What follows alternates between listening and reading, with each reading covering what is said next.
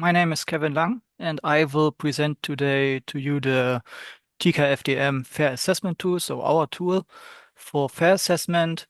And actually, it's more like a preview or an insight into the tool because we plan to release it on July. So it's not quite finished yet. But first, maybe an origin story about this tool. So the tool is originated from another tool created by the ARDC, which stands for Australian Research Data Commons. And they published this tool on GitHub some years ago, and it is written in HTML with JavaScript. And the target group of this tool are mostly researchers, so people who uploaded their data set and want to evaluate it, but also RDM support staff like we are, and data stewards can use it to give feedback to the researchers. There's one condition you can say to use this tool because the dataset, like I already said, should be published already because some questions are about the published dataset, like has it a DOI or how can it be cited? And these questions can only be answered when it's already published. And because it's mostly made for people, so that you can solve the questions, they are not so in-depth about the technical things inside the data set. So when you want a more technical evaluation, then maybe you should use the Fuji tool, which is a fully automatical tool. You simply put a DOI in it and it does the evaluation completely by itself. And it's based on the fair data object assessment metrics, where you can also find them in a document form. But we as network, the TKFDM, we already used the RRDC tool the last years for our fairest dataset award. And also this year we used now our tool, which we derived from it. And next to also other tools. And if you like to know which fair assessment tools exists out there, we also created an overview around 2 years ago in a poster form and also a data table. Now to our tool. Here, only one slide about it, the features. So it's following the FAIR principles, that's the name.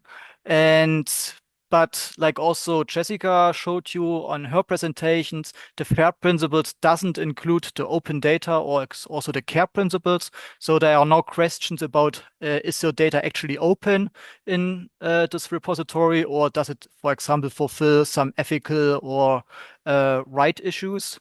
And so we excluded them here because we only want to evaluate the FAIR principles.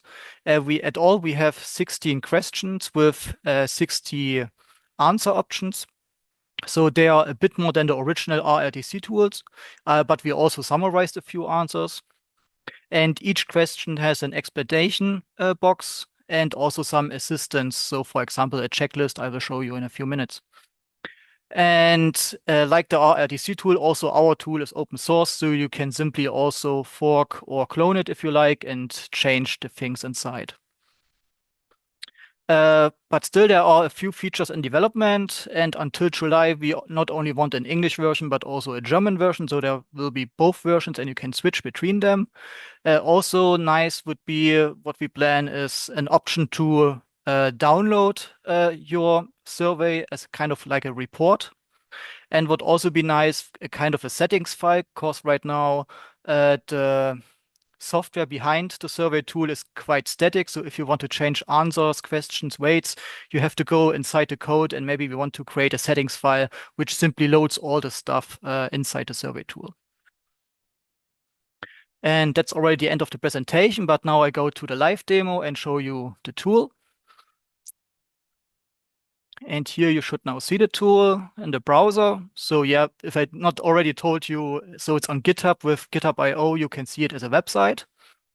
And maybe if you already worked with the RITC tool, you see how similar it looks, but we changed a few colors and settings. And the links I showed you on the last two slides in my presentation, you can also find the links down here in the footer of this website. And now I go through this tool. I already said we derived the questions and answers from the FAIR principles, and the original FAIR principles you can find here on the right side when you click on the E. And here you find, for example, the original statements of the findable principles.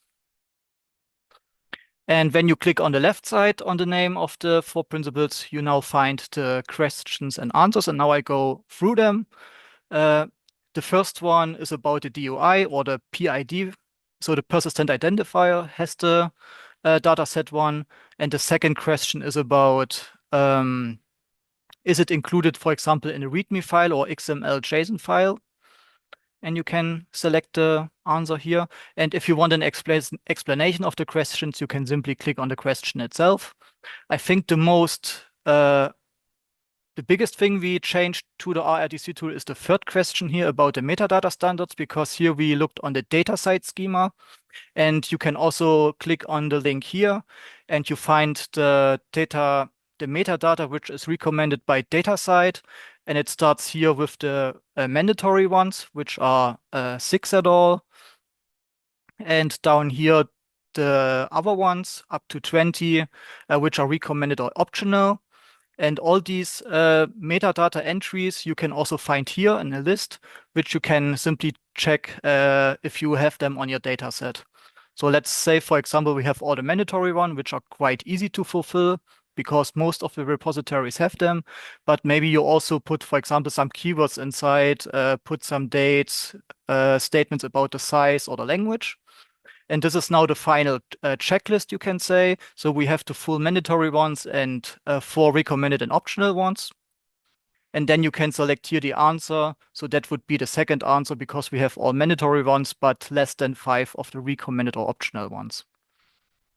Then the next question is about where's the dataset published. And here also Jessica in her last talk talked about this different options. And the best one would be a data journal with peer review.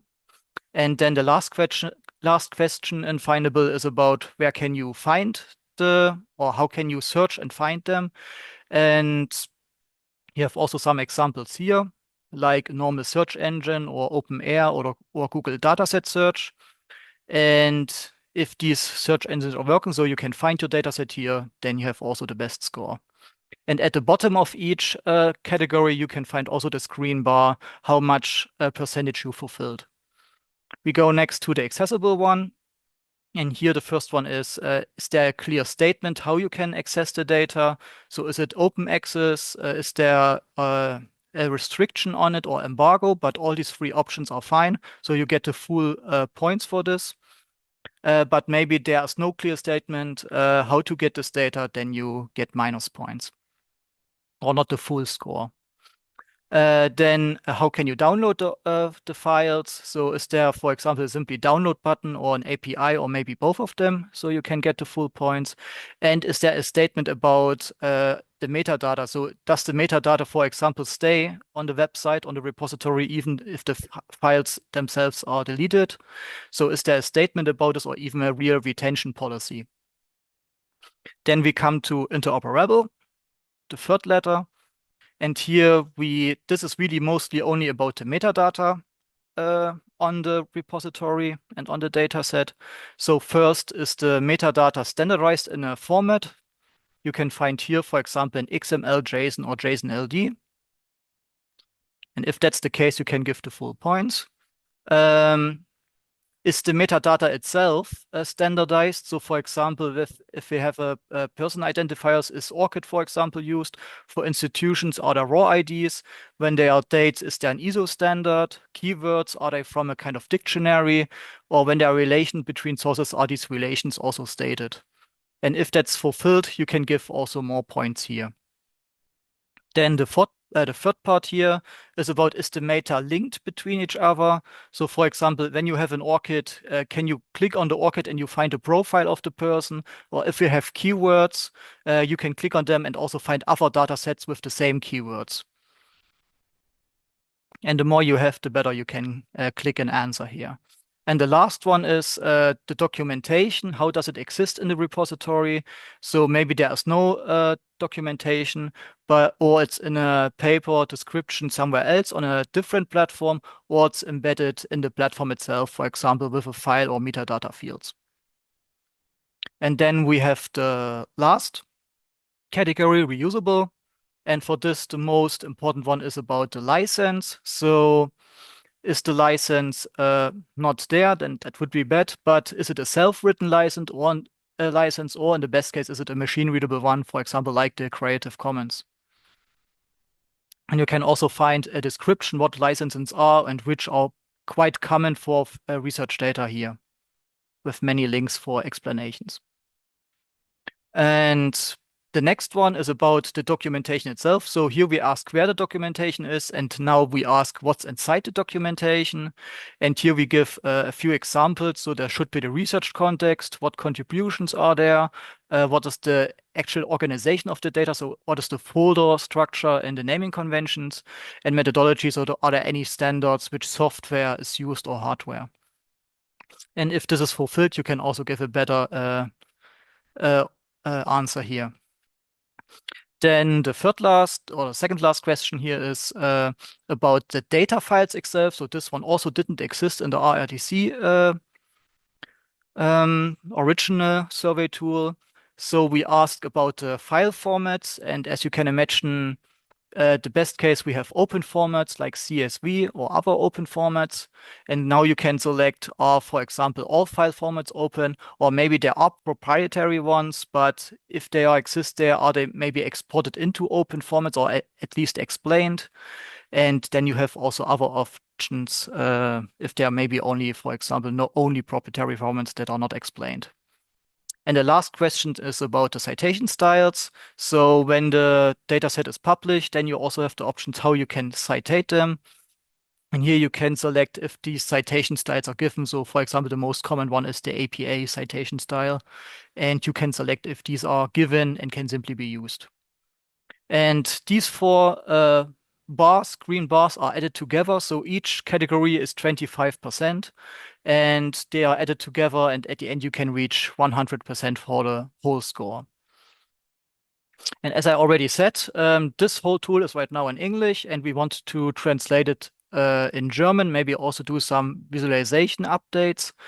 And at the end, we also plan that there will be a button so you can all these questions and answers that you selected here can also be exported in a document file. Yes, and that is the end of my presentation. Thank you.